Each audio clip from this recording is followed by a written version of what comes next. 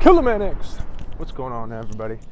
Just my normal morning jog and discussion with myself. At what point are people going to start hitting the streets and having their voice heard with signs, pots, pans, pitchforks, if you will, demanding governments step down, demanding answers, demanding to relinquish these stupid restrictions or these guidelines that have people closing down their businesses and staying at home.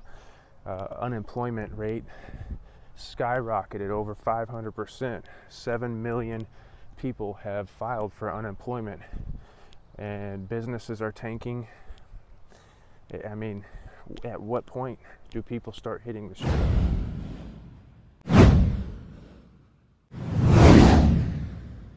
Welcome back to the feed, all you YouTubers. I appreciate you tuning in. Please like, comment, share, subscribe, do all that good stuff. I appreciate the love and the support. First, I want to be talking today about some of the rumors that we have going around that Trump is going to implement a no income tax. How is that even going to help anybody right now currently when nobody's working? There is no income tax. Nobody's creating income, so you can't tax it. And then,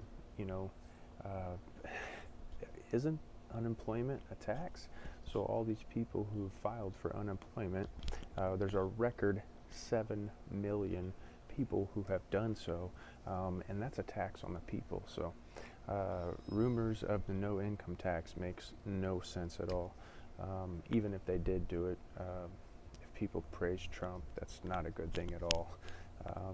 I mean, it would be great to get rid of it entirely and forever, but I mean, praising that we get rid of the income tax temporarily is contradicting in itself, because there's nobody working currently right now. A lot of the people working are actually government jobs that have been paid for by the taxpayers.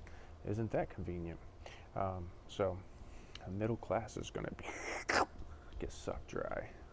You know, JFK warned us about all this stuff, and it seems like nobody wanted to listen. Over 7 million people have filed for unemployment and are jobless at record numbers. This is getting serious. I have to start asking, other people have started asking, when are people going to start taking the streets and protesting? Just like in the 1930s, the Great Depression, people in over 700 cities took the streets and started having their grievances heard by the government. Stocks have crashed. Our individual rights have crashed. Videos of these hospitals that are coming out are all empty. People are starting to ask questions. These checks, first that the government told us that these checks were going to happen immediately within 2 weeks. That was about 3 or 4 weeks ago. Now they're telling us people may not get them for a couple months, and some people may not get them at all. So I think we're having a build-up here, and my question is at what point is your breaking point?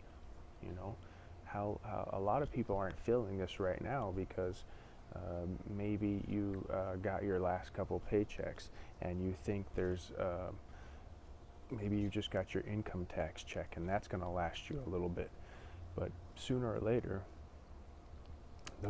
that money is going to come to an end, and people are going to hit the streets, and people are going to start getting very frustrated, and I believe that is going to be within the next 2 to 3 weeks, and then it's going to start really getting rampant if this continues within like if the situation is what it is right now and continues to get worse, these protests are going to get really big.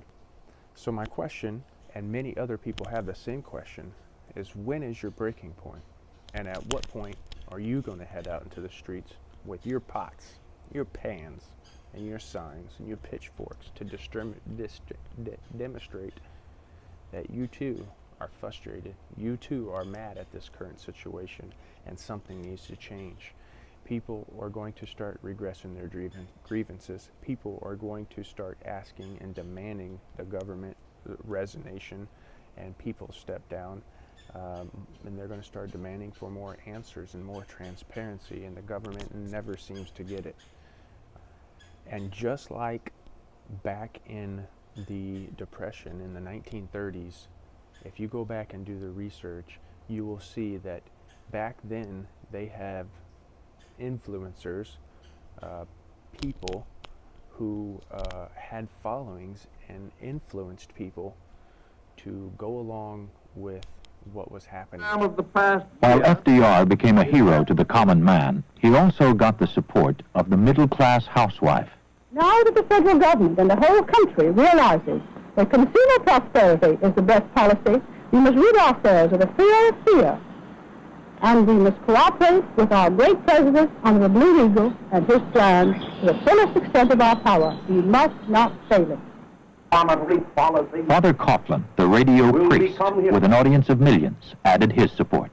Ladies and gentlemen, this is the day, despite all opposition to the contrary, that you remain steadfast behind the one man who can save this civilization of ours. It is either Roosevelt or ruin. And to go along with what government was saying, and to at no extent question the government, and even if it meant giving up your civil liberties. And that is very scary.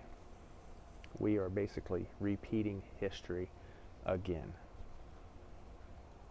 With all this stuff going on, if you turn on the news, you listen to your government, you have some kind of mainstream source, you'll hear a lot of our government and the news praising China for what kind of regulations they have cracked down on their people, what kind of government restrictions they have enforced and put on their people. And you will hear our government and our media praise them and talk in a manner in which we should follow them. And I just want to say this, under no circumstances should we, America, be following the guidelines of another country by putting in more restrictions and more regulations. That absolutely goes against the founding principles of this country and what we were founded on. I want to make sure that everybody knows that there is something in this country that separates us from all countries, and it is supposed to separate us always. And that is the Bill of Rights, and inalienable rights that were given to us by our Creator. And because we live in this great country called America, the United States of America, we have a document that is the Constitution and the Bill of Rights. And we have rights that are guaranteed to us no matter what. And that means even in a state of panic and a crisis and a pandemic like this, those rights are supposed to be guaranteed to us. The right to assemble and to address a grievance, no matter how big the crowds are. The right to keep and bear arms. The right to be safe in your papers and your person. Those rights have been trampled on and are going to be trampled on more if we don't do something about it. So, that brings me back to, when is the best time? When are you going to? And where is your line in the sand drawn? A lot of people would say this is the best time to get into the streets and have your voice heard and protest. A lot of people don't have jobs. What else do you have going on right now that is more important than your freedom, your essential means of money to put food on the table and work and provide for your family? There's nothing else more important than that. And for us to get that back in a very fast, quick, reliable manner